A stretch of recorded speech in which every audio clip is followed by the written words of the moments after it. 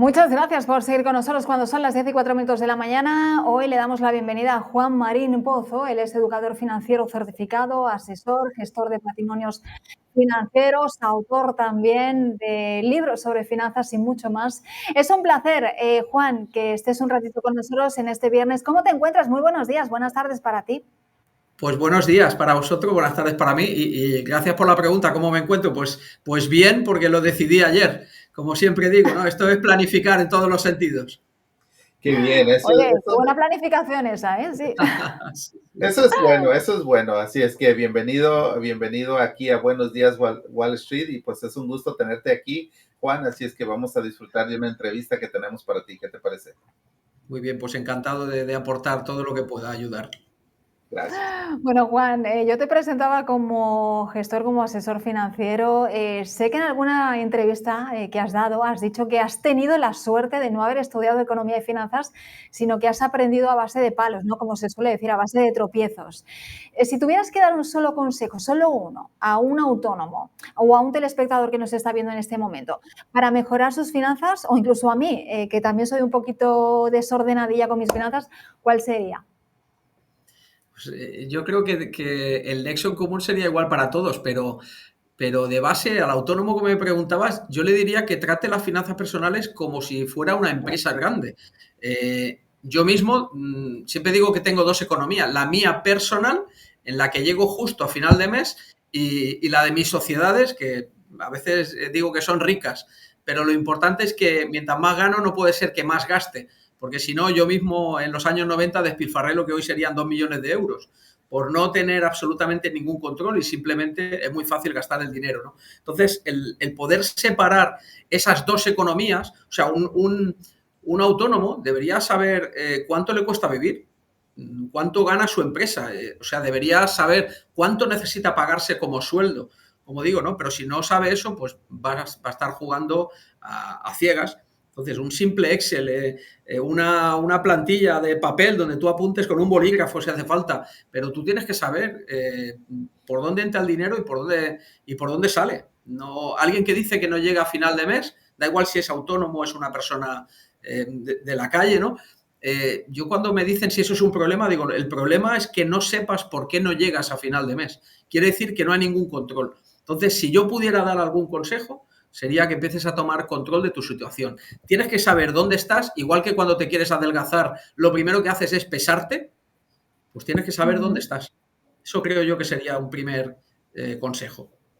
Muy buen ujú. consejo, Juan, y la verdad que este tipo de consejos de personas que no han estudiado economía y finanzas, que muchos de nosotros no lo hemos hecho, ¿verdad? Muchos de nuestros espectadores quieren aprender, pero tienen ese temor por no tener esa escuela, ese estudio. Ahora, ¿qué es lo peor que puede hacer una persona respecto al dinero? Pues yo pasé por ahí, vivir por encima de tus posibilidades. Y además justificarlo, porque así funciona el cerebro, que cometemos errores y luego los queremos justificar, ¿no?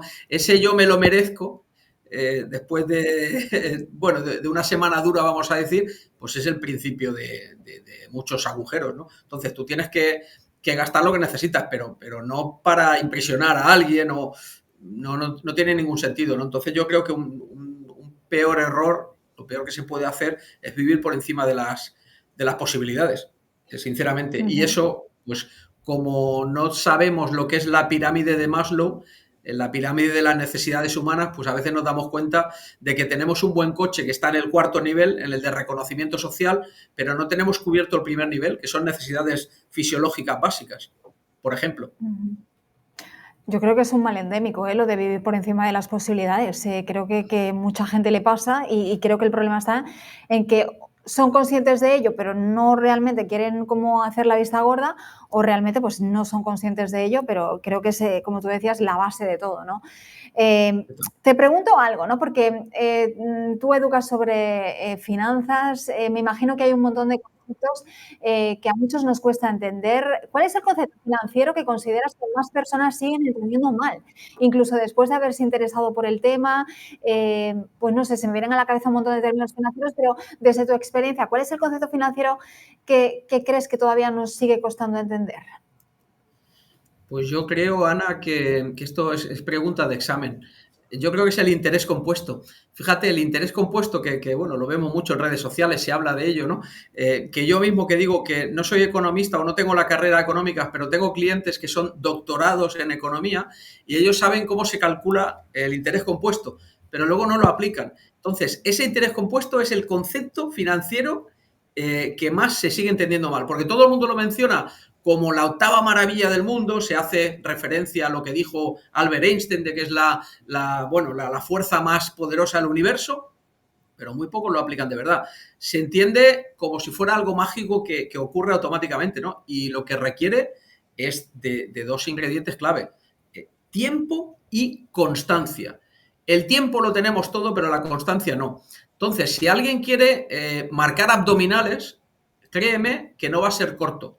Va a requerir tiempo y constancia. Pues con el ahorro, con las inversiones, funciona igual. En este caso, inversiones cuando hablamos de interés compuesto, pero el efecto bola de nieve puede llevar tu dinero a unas cotas estratosféricas, pero necesitas constancia, porque el tiempo lo tienes, pero la constancia es lo que fallamos. Entonces, hablaría de interés compuesto, como eso que tienen que entender bien.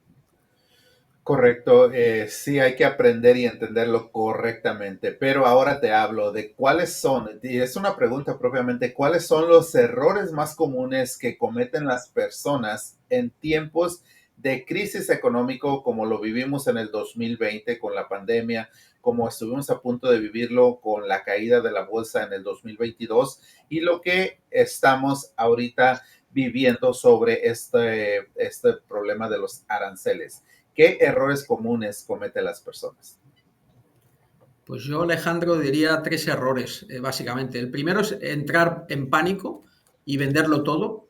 O sea, cada vez que hay una crisis, oímos a alguien que dice que ha perdido dinero y cuando hemos aprendido a pensar en unidades, como por ejemplo nuestra casa, nadie habla de su casa diciendo tengo 280.000 dólares con un jardín detrás. Todo el mundo habla en unidades, una casa. Entonces, tu casa ni vale más ni vale menos, perdona, ni has ganado ni has perdido dinero mientras no la vendas. Pues cuando tienes acciones de empresa, participaciones a través de un fondo de inversión, por poner ejemplo, o si tienes un lingote de oro, aunque baje el precio a la mitad, no te falta la mitad del lingote de oro. Entonces, entrar en pánico y vender creo que es lo primero, el primer error. El segundo es reducir en el momento en el que hay que invertir porque las unidades están baratas, es el momento en el que muchos dejan de invertir y además venden, como digo, ¿no? Y el tercero posiblemente que cometen es buscar atajos para, lo he hecho mal antes, luego justifico, como decía, ¿no? De que, bueno, es que me faltaba información. Siempre encuentras una justificación para no sentirte mal, pero es que luego vuelves a cometer otro error que es buscar atajos para intentar recuperar eso que has perdido lo más rápidamente posible. Suele dar más resultados, la verdad. Esos son los tres errores que yo creo que cometemos en estas épocas, cuando viene una crisis. Fíjate, Juan, que estábamos hablando, bueno, llevamos hablando de los aranceles, ni se sabe, ¿no? De todo lo que va a empezar a subir de precio. Estábamos hablando de, pues, ropa, algunos productos del hogar, juguetes, en fin. Hay muchos productos que ya empiezan a subir. Lógicamente, bueno, me imagino que pasa también allí en Europa. Aquí ir al supermercado cada vez, da más dolor de cabeza. Te pregunto, ¿qué cambios deberíamos hacer en nuestra planificación financiera cuando el panorama es tan inestable, cuando hay tanta volatilidad como ahora? No sé si hay que tomar unas decisiones que en tiempos un poquito menos de crisis, pues bueno, está bien. No sé si es apretarse un poco el bolsillo más de la cuenta o tratar de llevarlo de otra manera. Yo creo que más que el bolsillo o el cinturón, como se suele decir, es apretarse el cerebro, porque lo que hay que hacer es volver a lo esencial, a lo que funciona de verdad. Deberíamos redefinir las prioridades. Yo recuerdo en una entrevista en televisión en el 2000, después del 2008, que me preguntaron si la crisis era financiera o económica. Y yo dije, yo creo que es una crisis de prioridades.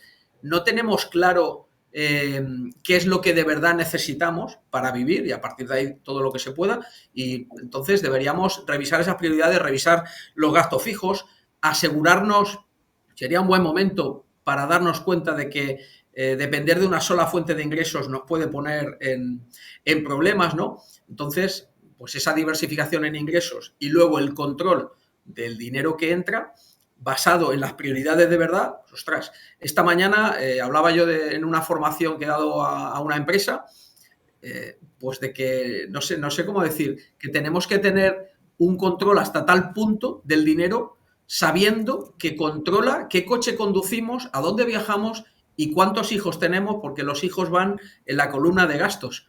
Entonces, deberíamos ahora, pero hacerlo siempre, no olvidarnos de lo esencial. La pirámide de Maslow y decir qué es lo que yo tengo que cubrir y con el siguiente euro que me sobra voy al siguiente nivel. Pero hoy volver a las prioridades.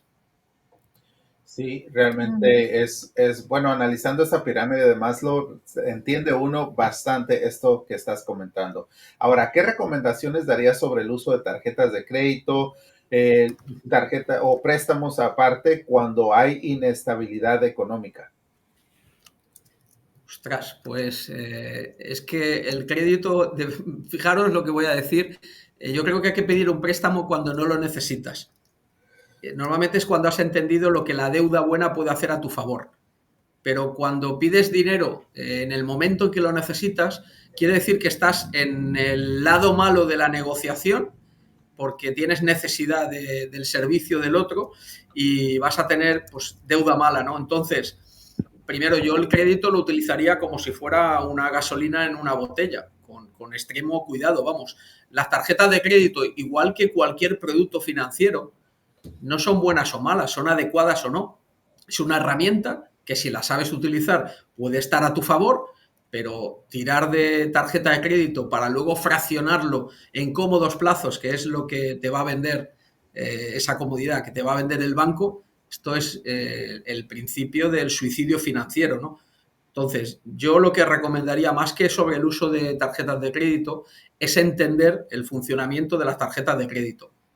A partir de ahí tienen que ser un aliado, no puede ser que se convierta en tu enemigo en momentos como el de ahora, ¿no? En el que no te va a ayudar, como digo.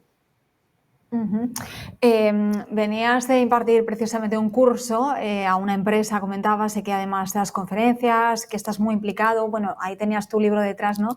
Finanzas para un tonto, del que luego si quieres hablamos un poquito, pero te pregunto, ¿crees que la educación financiera debería formar parte del currículo escolar, que es un tema que también muchas veces tratamos con los invitados?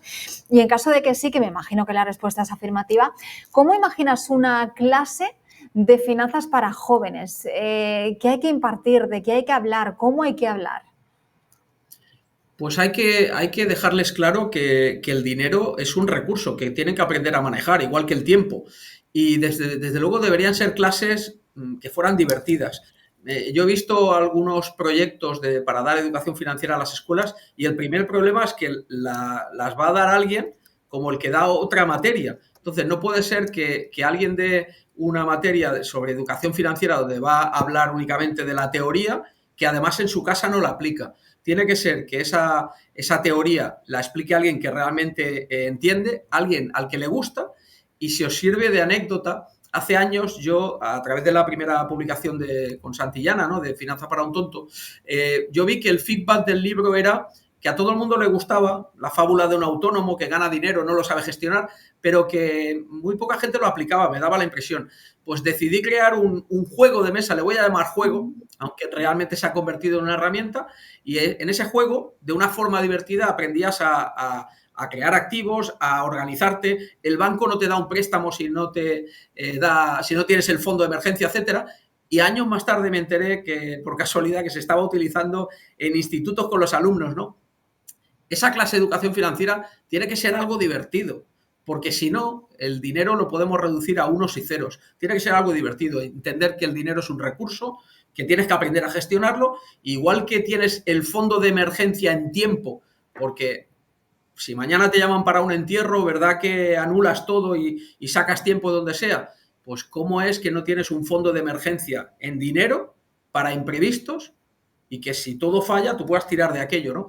Pues es lo mismo, es un recurso y como digo, en las escuelas se debería explicar, debería ser obligatorio, ¿vale? Porque debemos darle independencia al individuo porque sabe manejar su dinero y no depende de otro. En la empresa hoy hablábamos de que un empleado con cultura financiera para la empresa supone no pedir anticipos de dinero, se evitan pequeños hurtos. Había un montón de estadísticas que me daba la empresa Les decía, con cultura financiera eso se soluciona. En las escuelas tiene que ser igual, pero tenemos que hacer algo divertido. No puede ser una materia más, porque si no la vamos a odiar.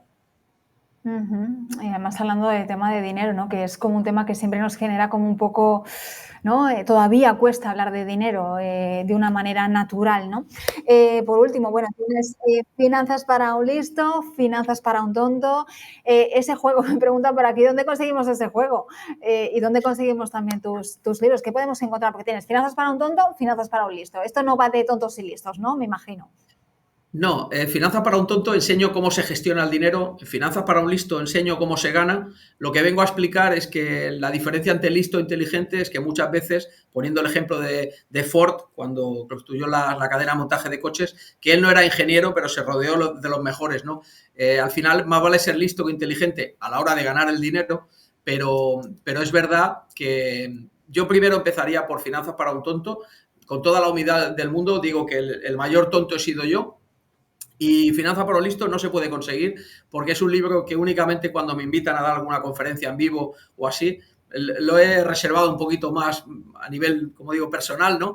Y Moneyland, pues me sabe mal por los que nos estén viendo, pero la primera decisión que tomamos hace 3 años es dejar de venderlo. Porque si se ha convertido en una herramienta y yo no sé el uso que se hace, porque es un tablero, un monopolio, vamos a decir, yo no puedo ayudar al usuario final. Entonces, lo que estamos es llevándolo a un formato digital en el que podamos ayudar a millones a la vez, pero sobre todo que en base al uso que hagas te pueda mostrar contenidos que te vayan bien para ti. No puedes estar invirtiendo si no tienes tu fondo de emergencia lleno. Entonces, era coherente, porque si no, solo ganaría yo vendiendo Moneyland. Y si yo tengo un modelo de negocio claro en todos los negocios que tengo, es que yo no puedo ganar si no es consecuencia de que a la otra parte le hago ganar. Y con Moneyland hicimos eso. Tenía cursos muy potentes y dejé de vender los cursos por una estadística que demuestra, después de muchos estudios, que las personas compran cursos y no los acaban. O lo acaban y no lo aplican. Entonces, estamos creando un mix entre la teoría de los cursos y la práctica después con Moneyland. Con eso sí vas a aprender y vas a poder aplicar. Por eso mismo hoy únicamente está al alcance del público a través de Amazon, Finanza para un tonto. Pero es una forma de empezar, yo creo que muy potente, porque no habla de productos, solo habla de conceptos, de cosas atemporales. Lo explicaban nuestros abuelos, nosotros nos lo hemos olvidado. Y es fácil de leer, diría yo. Es una fábula. Bueno, pues lo leeremos y luego te invitaremos aquí a Miami para que practiquemos con finanzas para un listo. Alejandro, ¿algo más? Bueno, agradecerle propiamente por haber participado el día de hoy y la verdad ha sido una entrevista muy, muy buena. Esperemos que pronto nos pueda acompañar nuevamente porque han quedado algunas preguntas por ahí pendientes y será muy bueno que nos explique acerca de ello, que nos dé respuesta porque nuestros televidentes están muy ansiosos de seguir aprendiendo sobre finanzas y como lo ha dicho, ahora que tiene ese libro Finanzas de un tonto, que muchas personas se consideran que no tienen esa información, que no tienen ese conocimiento y que creen que esto pues realmente los va a ayudar. Y para ello pues queremos estar seguros y con el acompañamiento de Juan pues podemos llegar más lejos. Oye, yo tengo una última pregunta. Bueno, tengo varias, pero bueno, mira, ya te aprovecho.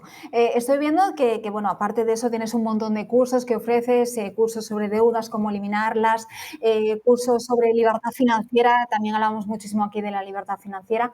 Tienes un curso para finanzas en pareja y en familia. Por favor, cuéntame, dame algún truco para esas finanzas en pareja, que a veces también nos cuestan algún disgusto en casa, alguna pelea, porque es que hablar de dinero muchas veces se convierte, ¿no?, en un problema, Juan.